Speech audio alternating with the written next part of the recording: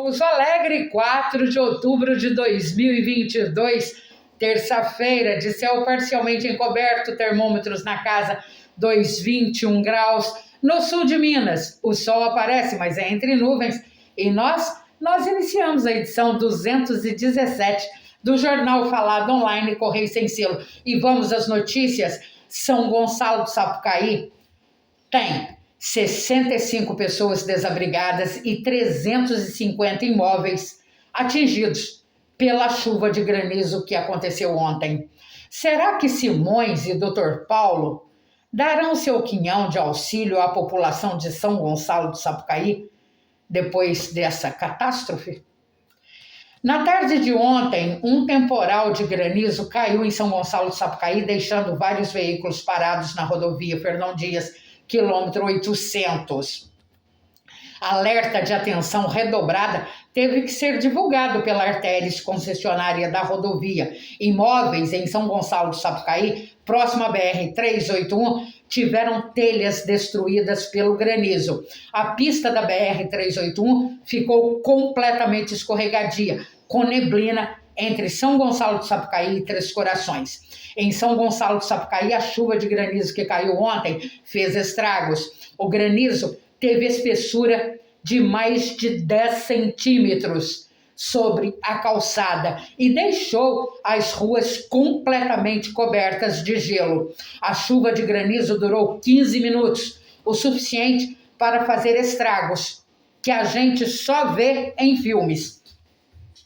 Depois da chuva, São Gonçalo do Sapucaí decretou estado de calamidade pública. A chuva de granizo que caiu ontem à tarde em São Gonçalo do Sapucaí fez com que a prefeitura decretasse estado de calamidade pública depois de centenas de casas foram atingidas, ficando destelhadas. Segundo informe do prefeito em rede social, toda a cidade foi atingida por estragos. O telhado do prédio da prefeitura foi atingido, precisando ser interditado. Os moradores de São Gonçalo do Sapucaí não devem entrar em contato com a prefeitura nesse momento, solicitou o prefeito. As escolas municipais foram disponibilizadas para as pessoas que tiveram seus imóveis atingidos pela chuva de granizo ocorrida ontem. A prefeitura atenderá os moradores e várias empresas foram acionadas pela prefeitura de São Gonçalo do Sapucaí para o fornecimento de telhas e lonas que serão disponibilizadas aos afetados pelas chuvas de granizo. Diversos veículos tiveram a lataria amassada devido ao granizo e 4 equipes da prefeitura percorreram as ruas de São Gonçalo do Sapucaí, realizando o levantamento da situação, que é grave e é caótica. Em Luminárias, a chuva de granizo acompanhada de vento forte também fez estrago ontem à tarde. A chuva destruiu telhado, derrubou árvores e muros. Na Praça Nossa Senhora do Carmo, que fica no centro de Luminárias, a Escola Municipal Francisco Diniz foi destelhada. Um barracão foi derrubado em cima de um veículo. As pedras de gelo que caíram em Luminárias foi do tamanho de uma bola de ping-pong. As plantações da zona rural também foram atingidas e não houve registro de vítimas.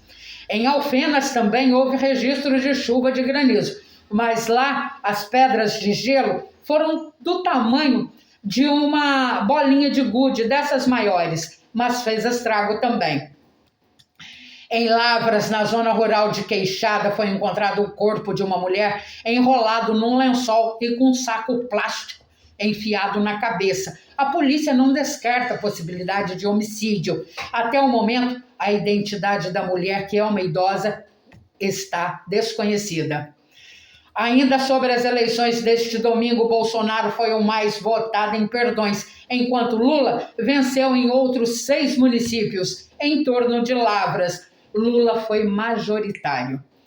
Alfenas, Ouro Fino, Paraisópolis, Brasópolis e Perdões foram as cidades que receberam urna eletrônica para auditoria. As urnas usadas passaram por teste de integridade para provar que as eleições são feitas de forma limpa e auditável.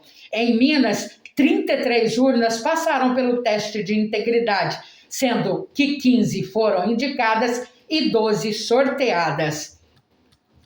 O índice de confiança do empresariado brasileiro aumentou em 27 dos 29 setores da indústria no mês passado. Os dados são da Confederação Nacional da Indústria. Essa é a primeira vez desde fevereiro de 2020 que todos os setores analisados avaliam de forma positiva ou neutra as condições atuais da economia brasileira. E amanhã, em Poços de Caldas, deverá ser apresentado o protótipo de carruagem elétrica que deverá substituir as charretes no município. O evento de apresentação será às 14h no Parque José Afonso Junqueira, em frente ao Palace Cassino. As carruagens serão cedidas aos charreteiros em comodato.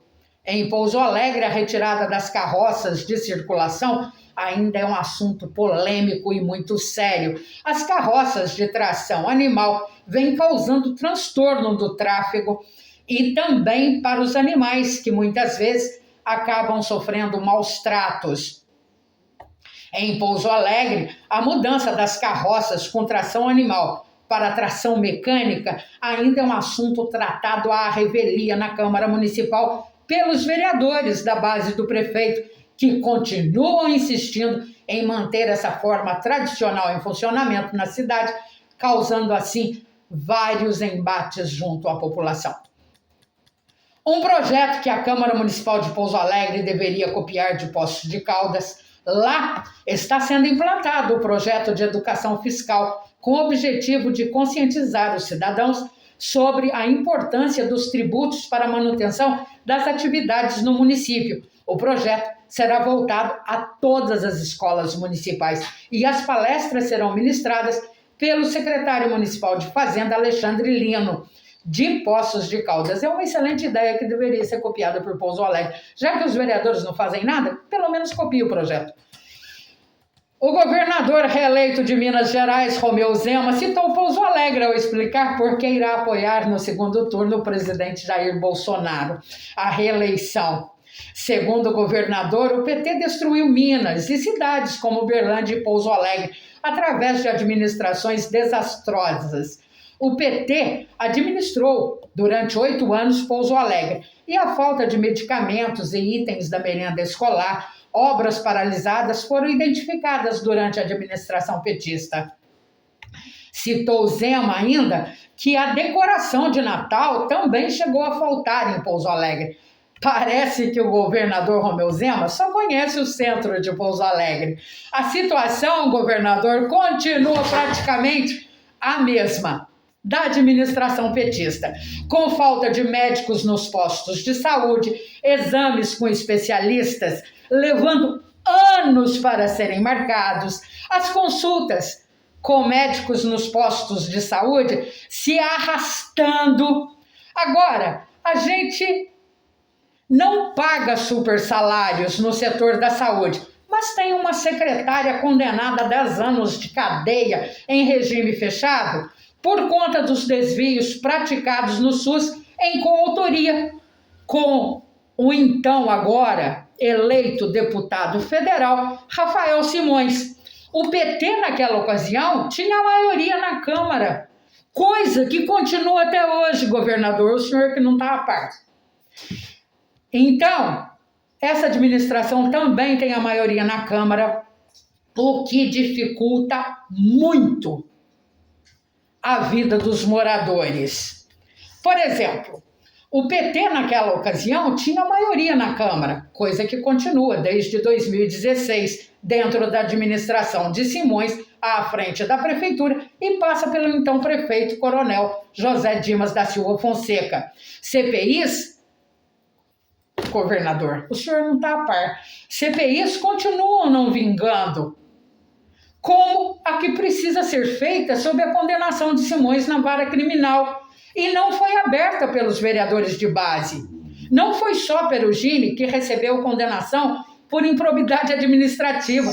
Simões se o senhor não sabe, está condenado a 10 anos de cadeia em regime fechado por peculato, que é quase a mesma coisa que improbidade, né? Só que Simões desviou da Fundação de Ensino Superior do Vale do Sapucaí, do SUS, agulhas e seringas, e ainda levou as vacas dele, os exames de sangue das vacas dele, para serem realizados no laboratório pelo SUS no Hospital das Clínicas Samuel Libânio.